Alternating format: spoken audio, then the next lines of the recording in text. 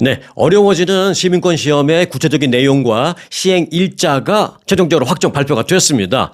연방 관보에 실린 그 공지에 따르면요, 이민국은 이제 다음 달 18일부터 현재 쓰이고 있는 2008년판 시험을 폐지시키고 예전에 트럼프 행정부 1기 때 잠깐 한 5달 정도 시행됐던 게 있어요. 그래서 이제 그때가 2020년이어서 2020년 판이라고 부르는데 그 2020년 판을 다시 부활시키겠다라는 것입니다. 그런데 단순한 부활이 아니라 그 2020년 판에다가 플러스 알파가 또 있습니다. 좀 더 더해지는 어려운 점들이 있다는 것이죠. 자, 하나씩 소개를 좀 해드리겠습니다.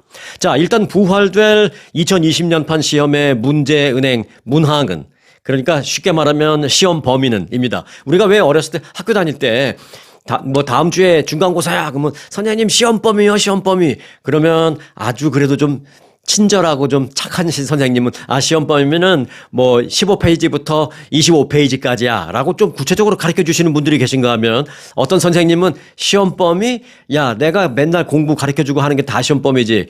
그래도요. 또 뭐 그러면은 갑자기 책을 한 권 딱 드시죠. 이 책이 시험 범위야. 하여간 이 책 안에서만 나오는 거니까 그렇게 알아. 이러고 나가시는 분이 있어요. 얼마나 황당한지. 자, 이 시민권 시험 인터뷰도 지금 시험 범위가 있습니다. 시험 범위는 뭐냐면 문제가 몇 개냐의 그건 이제 관건인데, 문제가 128개 문제입니다. 128개 문제가 있는데 그 128개를 다 딸딸딸딸 외워야 된다라는 것이죠. 2008년도는 몇 개였냐? 100개 문제였습니다. 뭐 100개와 128개 뭐 별 차이가 없다라고 생각할 수도 있습니다만은, 더 문제는 이제 이게 객관식이 아니라 주관식으로 된다라는 것입니다. 그래서 공부해야 할 범위, 그리고 공부해야 할 깊이, 이런 게 더 어려워진다라는 것이죠. 2008년 판에는 없었지만 2020년 판에는 있는 그런 문항들도 많습니다. 문제 개수만 늘어난 게 아니라. 예를 들어서 이런 것도 미리 좀 공부해야 되는 그 예비 후보 문제집에 이런 게 있습니다. 수정헌법 10조에 대해서 말해보라. 이 갑자기 물어보면 말하기 좀 그렇죠. 또는 드와이트 아이젠하워 전 대통령, 또는 알렉산더 해밀턴이 누군지 아느냐, 또는 제임스 매디슨이 누군지 아느냐, 말해봐라. 뭐 이런 내용도 포함되어 있습니다. 물론 문제집에는 답이 나와 있으니까 외우면 되겠지만, 이게 단순히 A는 B입니다 이렇게 되는 게 아니잖아요. 뭐 단답형으로 끝날 수 있는 게 아니잖아요. 뭐 짧아야 그래도 문장 정도는, 한두 문장 정도는 좀 외워야 되는. 그러니까 어느 정도 영어도 좀 돼야 되고요. 또 외울 게 좀 많고, 또 그 외우는 것도 굉장히 좀 어려운 걸 외워야 되고, 이렇게 바뀌는 겁니다. 지금 아마 저한테 그런 문제 내도 저도 별로 못 맞출 것 같아요. 그런 생각이 들 정도로 이제 좀 어려워진다라는 것입니다. 자, 합격 기준은요, 2008년 판에는 질문, 전체 시험 범위는 100개 문제라 그랬잖아요. 그 중에서 질문 10개를 합니다, 시험관이. 그러면 거기서 6개만 맞히면 되는데, 이번 2020년 판 더 어려워지는 시험에는 전체 문제 128개 중에서 질문을 10개가 아니라 2배, 20개를 던집니다. 그리고 6개만 맞히면 되는 게 아니라 또 이것도 2배, 12개 이상을 맞춰야 한다라는 것입니다. 이 자체만으로도 굉장히 어려워지는 것이죠. 자, 그러면 떨어질 수도 있잖아요. 당연히 그럴 수 있죠. 그러면 시민권 인터뷰할 때 떨어지면 어떻게 되느냐? 한 차례 응시 기회가 더 있습니다. 그런데 두 번째 시험, 즉 재시험에서도 불합격을 하게 되면 더 이상 시민권 시험 볼 수 있는 기회를 박탈해버립니다. 즉, 2번 안에 붙어야 된다라는 것입니다. 자, 이건 뭐 캘리포니아 변호사 시험보다 더 어렵죠. 제가 타주까지는 모르겠습니다만은, 이곳 캘리포니아 주에서는 변호사 시험 응시하는데 제한 횟수 없습니다. 8번, 9번 봐서라도 합격하면 됩니다. 하지만 시민권 시험은 2번 안에 합격해야 한다라는 것입니다. 자, 시험은 원칙적으로는 뭐 당연히 영어로 치러집니다만은 65세 이상이고 영주권으로 20년 이상 산 사람, 요게 둘 중에 하나만 해당되는 게 아니라 2개가 다 돼야 돼요. 65세 이상이면서 영주권으로 20년 이상 산 사람들은 혜택이 큽니다. 이런 경우에는. 자, 어떤 혜택이 있느냐. 일단 영어 말고 다른 언어로 시험을 보겠다. 오케이, 가능합니다. 예를 들어서 나는 한국어로 시험 보고 싶습니다. 그러면 이 자격이 되면 그렇게 가능합니다. 그러면 공부 자체도 한국어로 하면 되겠죠. 자, 그리고 또 하나, 나는 통역관을 대동해서 가고 싶습니다. 뭐 시험 보는 질문응답 요거 외에 다른 것도 또 질문할 수 있고, 또 내가 그 시험지를 보고 공부한 거 외에 다른 걸 질문하면 내가 못 알아들을 수도 있고, 그게 겁이 난다. 아예 그럼 나는 통역관을 대동하고 싶습니다. 요것도 가능합니다. 65세 이상이면서 20년 이상 영주권자였다면 이것도 가능합니다. 차이가 굉장히 크죠. 자, 이민국은 귀화 시민들이 완전히 동화되고 미국의 위대함에 기여하도록 하는 데 있어서 2020년판 그 시험에 재도입이 필요하다라면서 이번 조치는 여러 가지 변화들 중에 한 가지 조치다라고 말했습니다. 네, 맞습니다. 요거 말고도 또 더 다른 변화가 있기 때문입니다. 자, 그 더 다른 게 뭐냐면 그 다른 게 어찌 보면은 더 좀 애매하고 더 힘들고 뭐 더 중요하고 뭐 그렇게 될 수도 있습니다. 트럼프 2기 행정부는 시민권 신청자들에 대해서 소위 말하는 사상심사를 하기로 했습니다. 사상심사. 그러니까 좀 약간 좀 겁나게 들릴지 모르겠습니다만은 쉽게 말하면 이겁니다. 현 정부에 대해서 비판적인 성향을 가졌거나 현 정부에 대해서 비판적인 활동 또는 비판적인 어떤 글 같은 거 SNS에 올리고 이런 사람들은 다 탈락시키겠다, 거부하겠다라는 것입니다. 귀화를 위해서 충족해야 하는 법령상 요건 중에 하나로 뭘 정해놨냐면요. 새롭게. 이게 이제 앞서 제가 말씀드렸던 플러스 알파라는 게 이겁니다. 인격적으로 도덕성이 양호한 사람에게만 준다라는 거 되어 있습니다. 인격적으로 도덕성이 양호한 사람에게만 준다라고 있습니다. 근데 인격적으로 도덕적으로 양호한지를 기준 잣대를 어떻게 되냔 말이에요. 그냥 심사관이 앉으면 그 자리에서 그걸 알 수 있나요? 앉자마자 이 사람이 좋은 사람인지 나쁜 사람인지 착한 사람인지 이걸 어떻게 아냐고요. 그래서 엄청난 걸 합니다. 뭘 하냐면 신청자의 주변 이웃들에 대한 여론조사도 합니다. 이분 이웃들에 대해서 물어봅니다. 또 직장이 있으면 직장 동료들에게도 이 사람 일하는데 무슨 큰 문제 있었던 적은 없었느냐? 또는 이 사람이 일하고 중간에 뭐 쉴 때라도 동료들과 얘기하면서 지나치게 편향적인 어떤 정치적인 성향을 드러낸 적이 없느냐? 쉽게 말하면 현 정부 또는 트럼프 대통령을 지나치게 비판하는 그런 성향을 보인 적은 없느냐? 이런 걸 다 물어본다라는 것입니다. 이웃들에게 또는 직장 동료들에게. 그래서 사상심사를 한다라고 제가 이제 표현을 한 겁니다. 이름하여 뭐라고 이민국에는 게재되어 있냐면 이웃평판조사라고 되어 있습니다. 이웃평판조사. 이걸 한다라는 것입니다. 내가 아무리 딸딸딸딸 외워서 심사관이 물어보는 20개 문장 중에 20개 문제 중에서 12개 아니라 20개를 다 맞췄어요. 아주 수려한 영어로 20개를 문제를 다 맞춰서 질문응답은 100% 통과했다 하더라도 이 이웃 평판 조사 여기에서 왜 내가 전혀 잘못 없어도 왜 괜히 나 욕하는 사람 나올 수도 있잖아요. 괜히 질투가 나서 그럴 수도 있고 그래서 누군가가 나에 대해서 저 사람은 정치적으로 굉장히 편향된 맨날 트럼프 욕하고 현 정부 욕하고 그런 사람이다라는 게 나온다면 탈락할 수 있다라는 것입니다. 시민권 못 받을 수 있다라는 것입니다. 그래서 그 이웃 평판 조사 라는 게 아주 무섭다라는 것입니다. 이게 새롭게 애드가 된 겁니다. 또 SNS 활동을 검토하는 방식으로 시민권이나 영주권 신청자들, 심지어는 취업 비자 신청하는 사람들까지도 이 SNS 검사를 하겠다라는 것입니다. 그럼 기준은 뭐냐?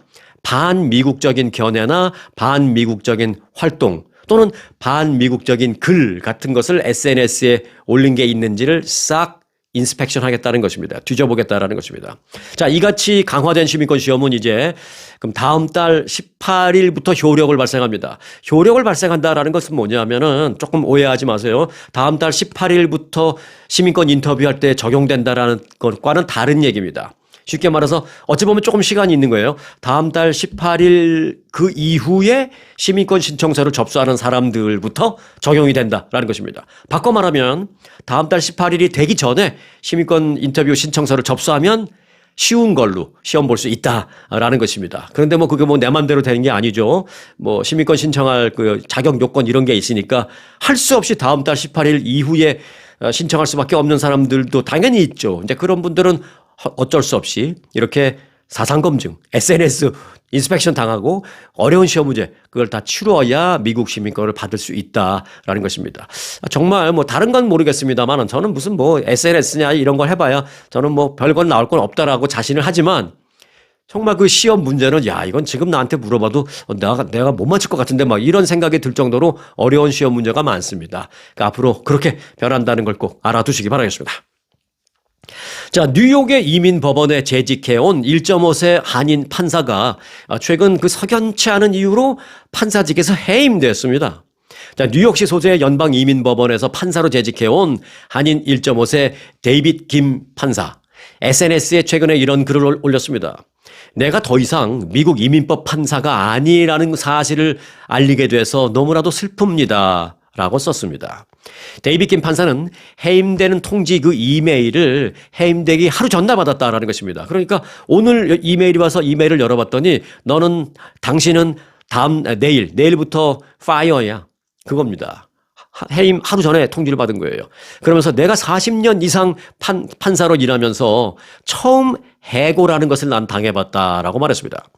그는 이렇게 말했습니다. 나는 16살 때 이 나라 미국으로 이민을 왔다.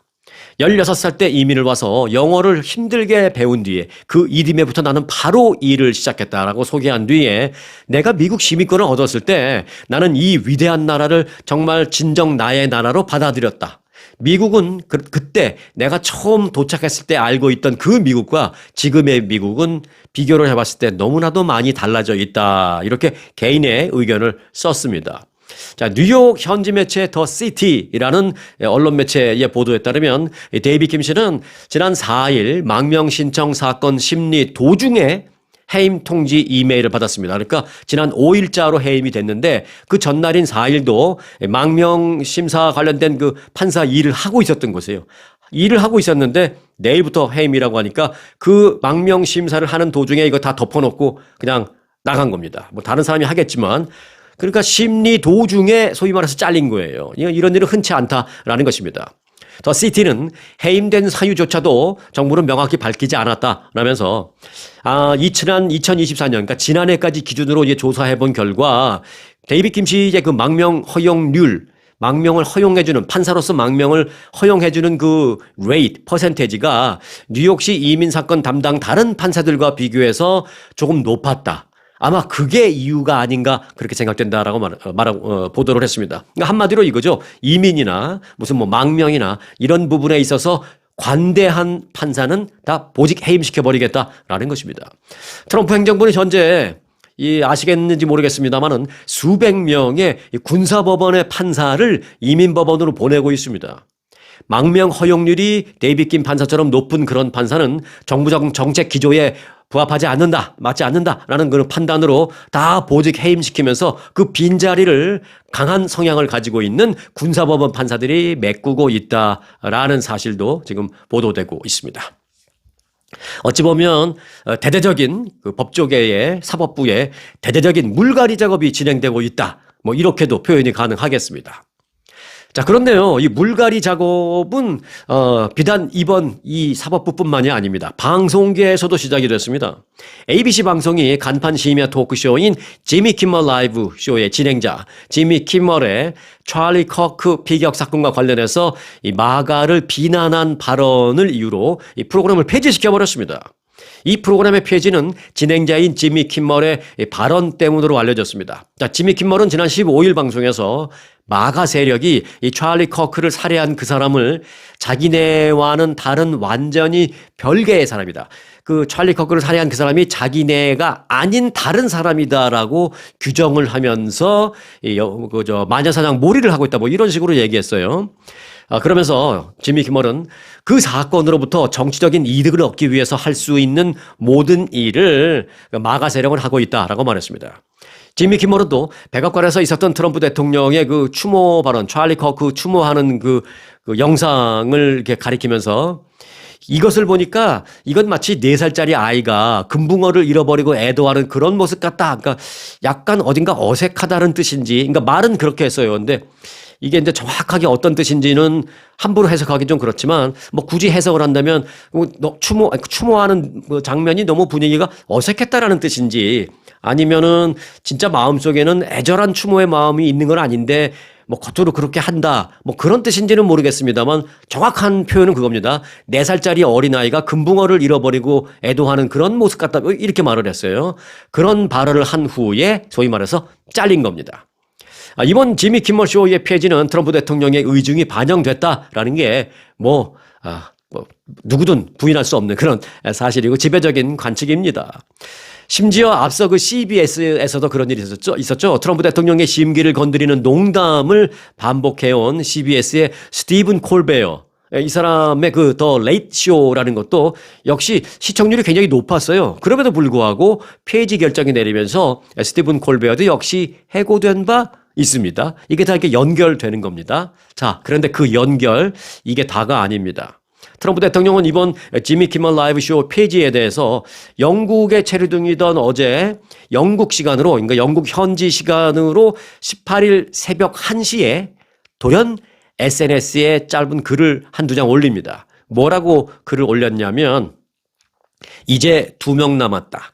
이제 지미 팰런과 세스 마이어스. 이 가짜 뉴스 방송을 하는 NBC 방송의 두 루저만 남았다. 그들의 프로그램도 폐지해야 한다. NBC. 이렇게 글을 올렸습니다.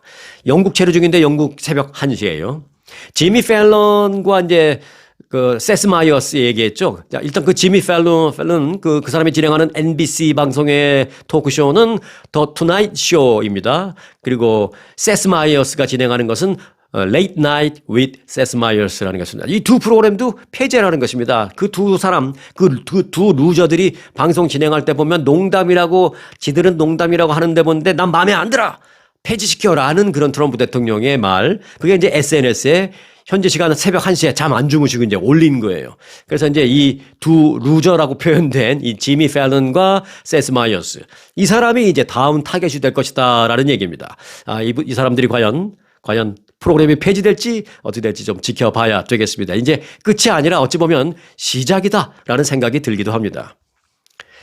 자, 한국과 일본 등 미국의 아시아 동맹국에 대해서는 미국에 투자하라라고 하면서 어떻게 됐어요? 일본은 5,500억 달러, 한국은 3,500억 달러 투자하기로 일본은 사인, 한국은 이제 구두 협의 이렇게 했잖아요. 그렇게 일본과 한국 등 소위 아시아의 가장 큰 두 동맹국에 대해서는 투자를 압박하면서 그렇게 쥐어짜던 트럼프 대통령이 영국에 가서는 영국을 쥐어짜기는 웬걸, 쥐어짜는 게 아니라 본인 주머니를 털어냈습니다. 쉽게 말해서 미국에 투자하라고 영국을 쥐어짠 게 아니라 미국이 영국한테 투자할게 라고 투자를 약속하고 오셨습니다. 얼마나? 1,500억 파운드. 그러니까 달러로 치면 한 2,000억 달러 될 겁니다.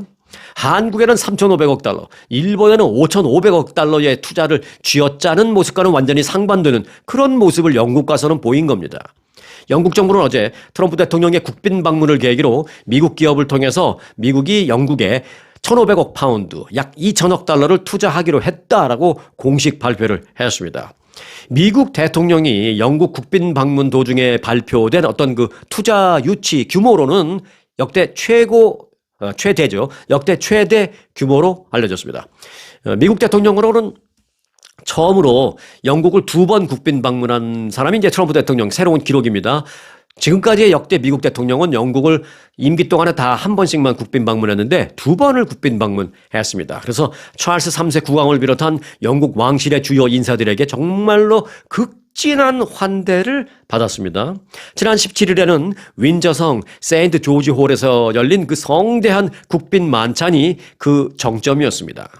평소에 갈망했던 대로 최고 수준의 그런 의전을 제공받은 트럼프 대통령은 영국의 빅테크와 금융 등 여러 가지 분야에 걸쳐서 미국이 투자를 하겠다라면서 막대한 규모의 투자, 2,000억 달러의 투자를 그 자리에서 윈저성에서 만찬하면서 극진한 대접을 받는 그 자리에서 2,000억 달러 투자를 약속한 것입니다. 평소에 즉흥적인 연설을 즐겨했던 트럼프 대통령은 이날만은 달랐습니다. 어딜 가든 그냥 즉흥적인 연설을 잘하십니다. 뭐 그렇다고 뭐 큰 문제는 없다고 생각할 수 있지만 예를 들어서 근데 숫자 같은 건 많이 틀리죠. 주한미군도 28,500명 주둔하고 있는데 맨날 말할 때마다 한때 처음에는 뭐 8만 명 주둔하고 있다 그랬다가 한참 지난다면 뭐 요즘에는 4만 명이라고 또 얘기하시더라고요.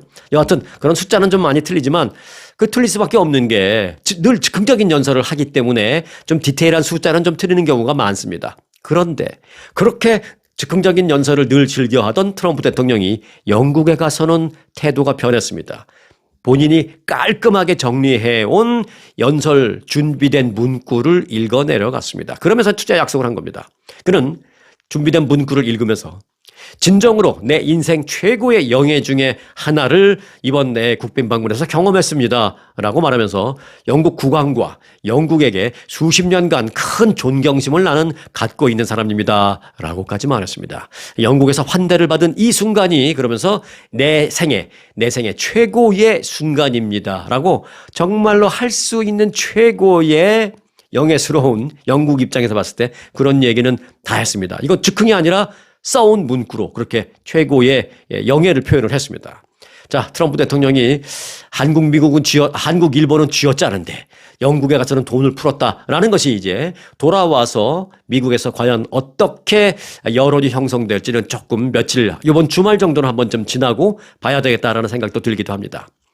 하지만요, 근데 가만히 보면 어쩌면 영국이 트럼프 대통령보다 한 수 위인지도 모르겠습니다. 영국이 트럼프 대통령의 국빈 방문이 끝나는 대로 팔레스타인을 국가로 인정한다라는 발표를 할 것이기 때문입니다. 이게 이제 이미 알려졌어요. 영국의 언론 더 타임스는 키어 스타머 영국 총리가 이 같은 계획을 하고 있다라고 보도를 했습니다. 유럽에서는요, 프랑스의 주도로 유럽의 몇몇 국가가 팔레스타인의 국가 인정을 지금 하려고 공식 발표를 하려고 준비 중에 있는데 프랑스에 앞서서 영국이 선제적으로 먼저 팔레스타인을 국가로 인정한다는 발표를 할 예정이다라는 것이죠. 잘 아시겠습니다만은 유럽에서 영국과 가장 관계가 안 좋은 나라가 프랑스잖아요. 프랑스와 관계가 안 좋은 나라가 이제 영국. 왜 한국과 일본도 가깝고도 먼 나라. 이게 이제 붙어 있어서 그런 것도 있죠. 한국, 일본도 왜 바다를 사이에 놓고 이렇게 붙어 있는 거 마주보고 있잖아요. 한국, 일본도. 마찬가지로 영국, 프랑스도 마찬가지로. 그래서 늘 영국과 프랑스는 뭐 전쟁도 많이 했습니다만은 국민들 감정도 영국 사람들은 프랑스 사람들 되게 싫어하고 또 프랑스 사람들은 영국 사람 무시하고 뭐 이런 게 심한데 프랑스가 요번에 주도적으로 팔레스타인 국가 인정을 지금 유럽에서 하고 있거든요. 그러니까 영국이 그게 싫었는지 모르겠습니다만은 아예 선제적으로 프랑스보다 먼저 팔레스타인 국가 인정을 선포하겠다라는 것입니다. 그럼 언제 하느냐? 사실은 지금 하려고 했었는데 트럼프 대통령이 방문 중이어서 트럼프 대통령이 영국에 체류하는 동안에는 일단 보류하고 있다가 트럼프 대통령이 영국을 떠나는 직후에 바로 하겠다라는 것입니다. 왜냐하면은 이 팔레스타인을 국가로 인정하느냐 안 하느냐의 여부는 사실은 각 나라에 있어서 외교적인 분쟁의 불씨가 되고 있는 아주 민감한 부분입니다. 왜? 미국은 팔레스타인을 국가로 인정하는 것을 끔찍히 당연히 싫어하죠. 그렇기 때문입니다. 그런데 영국은 이번에 트럼프 대통령에게 막 금마차 태워주고 윈저성에 모시고 국빈 만찬을 2번씩이나 하고 최고의 영예 대우를 다 해주면서 2천억 달러까지 투자도 트럼프 대통령이 받고 그리고 트럼프 대통령이 떠나면 어찌 보면 이것도 트럼프 입장에서는 뒤통수일지도 몰라요. 떠나면 그 즉시 트럼프 대통령이 제일 싫어하는 팔레스타인 국가 인정 발표를 하겠다라는 것입니다. 이런 걸 보면 영국이 지금 약간 한 수 위인가? 뭐 그런 생각이 들 정도인데 자, 트럼프 대통령이 이제 미국으로 돌아와서 이번 주말이 아마 가장 흥미로운 한 주가 되지 않을까. 여러 가지 큰 얘기들이 많이 나올 것 같은 그런 주말이 되고 있습니다. 네, 조지아주의 한 고위 인사가요, 배터리 공장 건설 현장에서 이민 당국에 체포돼서 일주일간 구금됐다가 귀국한 그 한국인 노동자들을 미국으로 돌아오게 하는 방안이 이제 내부적으로 논의되고 있다라고 밝혔습니다. 뭐 이제 와서 뒤늦게 뒤통수 치는 것도 아니고 저는 이렇게 표현하고 싶습니다. 소 잃고 외양간 고치네라는 생각. 예. 자, 어찌됐든 조지아주 서베너 경제개발청의 트립 톨리슨 청장은요, 한국인 노동자들이 돌아오는 것은 매우 중요하다. 현대차 공장에서 일하는 사람들은 장비를 설치하고 그 기술을 가르칠 수 있는 유일한 사람들이기 때문에 우리에게는 매우 중요하다. 라고 말했습니다. 굉장히 솔직하게 말한 겁니다. 그러면서 이 톨리슨 청장은 배터리 장비를 설치하기 위해서 온 한국인들은 섬세한 재능을 갖춘 사람들이다 라면서 그들이 겪은 실망감을 충분히 이해한다. 그런데 우리는 그들 한국인들에게 우리는 의지하고 있다. 이렇게까지 표현을 하고 있습니다. 이건 정말 상황이 급하니까 나오는 표현이다라는 생각이 들 정도죠. 이런 저렇게 모욕감을 갖고 그냥 뒤도 안 돌아보고 한국으로 다 들어가 버렸는데 그들에게 지금 어찌 보면 좀 배깅하는 거예요. 다시 돌아와 주오 막 이런 거죠. 우리는 그 한국인들에게 의지하고 있다라는 표현까지 정확하게 썼습니다. 자, 서베너 경제개발청의 청장이라고 제가 말씀드렸잖아요. 근데 그 서베너 경제개발청이라는 것은 뭐 정부기관은 아니고요. 민간 기관입니다. 민간 조직. 그렇게 뭐 민간 조직이긴 합니다만은 조지아주 정부와 긴밀히 협력하면서 그 지역 경제 성장을 주도적으로 하는 그런 그 개발 조직이기 때문에 이 서버너 경제개발청의 이런 얘기, 그 청장의 이런 구체적인 발언, 표현, 이걸 그냥 조지아 주정부도 그냥 허투루 들을 수는 없습니다. 어찌 보면 저는 그런 생각도 합니다. 조지아 주 정부의 고위 인사들이 자신들은 이제 공직자잖아요. 공직자의 신분으로 그런 표현을 쓰기가 좀 불편하니까 아마 자신들과 계속 오랫동안 지역 경제를 위해서 일을 하는 민간 경제기구의 수장을 통해서 그 입을 빌려서 이런 표현을 쓴 것이 아닌가 그런 생각을 하고 있습니다. 이 얘기를 듣고 돌아가는 한국인들의 좀 마음이 좀 움직여주길 바라는 것 때문에 이제 그러는 모양인데 글쎄 모르겠습니다. 이것 때문에 돌아가는 한국인들의 마음이 좀 움직일지는 모르겠어요. 살면서 최악의 모욕감을 느꼈다라고 그들은 한국 가서 얘기하고 있습니다. 그들이 과연 무슨 표현이든 하여간 조지아주에서 다시 오라고 한들 과연 다시 미국으로 들어올지 그건 잘 모르겠습니다. 아무리 비자 해결해주고 뭐 그 이상을 해결해준다 하더라도 이 사람들이 다시 올지는 정말 모르겠습니다. 다시 안 온다고 하는 사람들이 지금 현재로서는 거의 대다수다라는 말씀을 드리겠습니다. 이번 사태로 300여 명의 구금됐던 근로자와 한국 국민들이 받은 충격이 매우 크기 때문입니다. 자, 그런 상황에서 비자 문제를 포함한 재발 방지책이 지금 마련되고 있기는 합니다만은 이게 정말 확실하게 그들의 마음, 상처받은 마음을 확실하게 치료해주고 보상해주기 전까지 그들 근로자들이 다시 미국에 들어와서 복귀한다라는 것은 쉽게 생각할 문제는 아니다라는 게 현지의 분위기입니다. 자, 그런가 하면 그 조지아주 구금 사태로 인해서 현대와 LG의 그 합작 배터리 공장 건설이 좀 올스톱돼 있잖아요. 그런 가운데 또 다른 한국 기업인 SK온 이라는 기업의 그 배터리 공급량이 늘어날 전망입니다. 이걸 이제 한마디로 말하면 이거예요. 현대와 LG의 이 배터리 공장에 큰 기대를 걸었는데, 이게 이제 문제가 생겼잖아요. 그때 막 급습작전으로 다 들어가 버렸잖아요. 그러니까 이 공장이 지금 문제가 생겨서 여기서 공급을 못 받을 것 같으니까 그러면 미국 사람들이 자기들이 공장 만들어서 하면 되는데 실력이 안 돼. 기술이 안 되는 거야. 그러니까 어떻게 해요? 결국 쳐다본다는 게 또 다른 한국 기업을 쳐다보고 있는 겁니다. 그 또 다른 한국 기업은 SK온 이라는 회사입니다.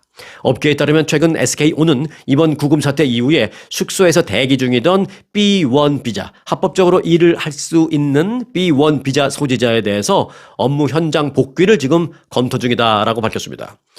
최근 그 호세 무뇨스 현대차 사장은 조지아주 배터리 공장 사태 이후에 미국에는 배터리 공장을 세울 전문 인력도 전문적 장비도 없다라면서 향후 배터리 문제를 또 다른 한국 기업인 SK온, 결국은 또 다른 한국 기업인 SK온과 협력할 수밖에 없다 이렇게 얘기를 했습니다. 현대차는 기존에도 배터리 수요의 약 60% 정도를 SK온을 통해서 공급받아 왔지만 그 공장을 조지아주 그 공장을 만들면서 이제 SK온에서 공급받는 양을 많이 줄이고 자체적으로 이제 충당하려고 했지만 이제 그게 지금 좀 늦어지는 거죠. 그런데 한 60%를 SK한테 받았는데 어쩌면 오히려 뭐 낮추기는커녕 좀 더 높여서 SK온한테 더 많이 공급을 받아야 될지도 모르겠다 이렇게 얘기하고 있습니다. 그 얘기는 뭐예요? 그 배터리 공장 그 사태가 그 영향을 미치는 게 엄청나다라는 것입니다. 여하튼 그래도 또 한 가지 그래도 좀 위안이 되는 것은 이 한국 기업에 문제가 생기니까 결국은 그래도 또 다른 한국 기업이 백업을 해줄 수 있다라는 것입니다. 바꿔 말하면 한국 기업이 한국 기업을 기술적으로 백업을 해주지 못한다면 다른 미국 기업에서 백업 해줄 수 있는 그 환경이나 여건이나 실력이나 이게 안 된다. 라는 것입니다. 그래서 결국 이제 SK온이 미국에서 좀 더 일을 많이 해야 될 것 같다는 생각입니다. 자, 끝소식입니다. 치킨 프랜차이즈. 조금 외곽에서 사시는 분들은 아마 많이 모르실 거예요. 그런데 이제 대도시에 사는 분들은 가끔 보셨을 거고, 또는 한국에서 오신 지 얼마 안 됐거나, 또는 미국에 온 지 오래됐어도 한국에 그저 뭐 한 1년에 한 번, 뭐 2년에 한두 번씩 이렇게 왔다 갔다 하시는 분들은 아마 이거 아실 겁니다. 한국의 그 치킨 브랜드인데, 그 간판에 보면 커다랗게 BBQ 치킨이라고만 써 있어요.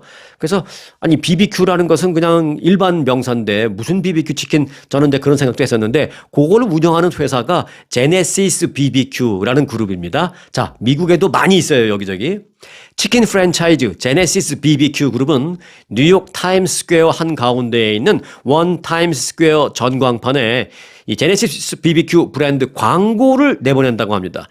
이 타임스퀘어에 있는 초대형 그 전광판에 영상 광고가 나간다는 것은 뭐 굉장히 의미가 있는 것입니다. 뭐 돈만 갖고 되는 것도 아니고 아무리 내가 돈이 있어서 싸들고 와도 세계적으로 또는 최소한 미국 국내적으로 어느 정도 인지도가 있지 않으면 함부로 광고 올려주지 않습니다. 그러니까 그만큼 브랜드 인지도가 있고 그 정도 이미지가 좋고 또 돈이 많이 있어서 돈을 많이 갖고 왔고 그래야 이제 거기다 광고를 틀어줍니다. 제네시스 BBQ는 단순한 브랜드 노출을 넘어서 제품의 바삭한 식감과 풍미를 강조하면서 관광객과 현지인들에게 다가갈 예정이다라고 밝혔습니다. 베테랑스 데이와 그리고 땡스기빙 데이를 앞두고 제네시스 BBQ는 이번 광고를 통해서 미국의 외식 업계의 매출을 극대화시킬 예정이고 그리고 브랜드를 더 많이 노출시킬 예정이다라고 말했습니다. 광고 영상은 바베큐 즉 BBQ 치킨의 핵심 가치를 담은 3가지 영상이 이제 교대로 바꿔가면서 이제 영상이 방영될 예정인데요. 지난 1일부터 이제 지금 광고가 나가기 시작했어요. 이미 그 11월 23일까지 3개월간 그 광고가 나가는데 매 시간 3분씩 광고 나갑니다. 매 1시간에 3분씩 이 제네시스 BBQ 치킨 광고가 나가요. 1시간에 3분. 이 1시간에 3분이면 꽤 큰 겁니다. 워낙 많기 때문에. 그래서 하루를 따지면 총 72분이고요. 석 달 동안 한다 그랬죠. 그래서 총 6,048분 동안 이 제네시스 BBQ 광고가 나갑니다. 6,048분이 시간으로 따지면 대략 한 101시간 정도 됩니다. 뉴욕 타임스퀘어 초대형 전광판에 그룹 그 브랜드 광고가 석 달 동안 100시간 넘게 이건 뭐 다 합친 거지만 그렇게 광고가 된다라는 것은 어마어마한 겁니다. 물론 돈도 많이 들 겁니다. 제네시스 BBQ 관계자는 타임스퀘어는 전 세계 관광객과 현지 미국인들이 만나는 상징적인 장소다라면서 이번 광고를 통해서 K치킨은 물론 다 맛있지만 그중에서도 최고는 한국의 제네시스 BBQ 치킨이다. 뭐 이런 점을 중점적으로 강조하겠다라고 말했습니다. 자, 제네시스 BBQ는 2007년에 미국에 진출했습니다. 그래서 제가 조금 외곽에 사시는 분들은 모를지 모르지만 웬만큼 좀 큰 도시 사시는 분들은 뭐 본 적은 있으실 겁니다. 뭐 먹어본 적은 없어도 뭐 이런 말씀을 드린 겁니다. 2007년 생각보다 오래전에 미국에 들어왔어요. 그 진출한 이후에 뉴욕주, 뉴저지주, 캘리포니아주, 텍사스주, 그리고 하와이, 그리고 최근에는 오레곤주 등의 이 매점이 입점을 했습니다. 그래서 미국 내 총 32개 주에 제네시스 BBQ 치킨이 수백 개 매장이 지금 운영되고 있습니다. 자, 치킨은 역시 한국식 치킨이지라는 생각, 뭐 저도 뭐 하고요. 여러분들도 그런 생각 하리라고 생각이 듭니다만은 그런데 정말 저는 가끔 그런 생각이 들어요. 정말 그 한국식 치킨 그게 정말 맛이 좋아서 그런 건지 아니면 우리가 오래전에 한국에서 먹었었던 그 추억 때문에 그 추억이 가미되면서 이걸 정말 맛있게 막 느끼는 건지 인식 때문인지 저는 잘은 모르겠습니다. 저도 잘 모르겠어요. 제가 워낙 뭐 맛 이런 거에 대해서는 좀 약하기 때문에 모르겠는데 혹시 이 점에 대해서 좀 아시는 분들 계십니까? 그렇다면 댓글로 좀 생각을 좀 말씀해 주시기 바라겠습니다. 정말 한국 치킨이 정말 맛있는 거예요? 미국 치킨보다? 아니면은 뭐 어떤 분은 이것도 맛있고 어떤 분은 저게 더 맛있을 수 있지만 아무래도 우리는 한국에서의 그 옛날에 먹던 추억 때문에 그것 때문에 더 맛있게 느끼는 거야. 인 건지 잘 모르겠습니다. 댓글로 좀 부탁드리겠습니다. 자, 하루는 길어도요. 일주일은 정말 짧죠? 네, 어느덧 벌써 주말이네요. 편안한 주말 되시기 바라면서요. 오늘 영상 여기서 마치겠습니다.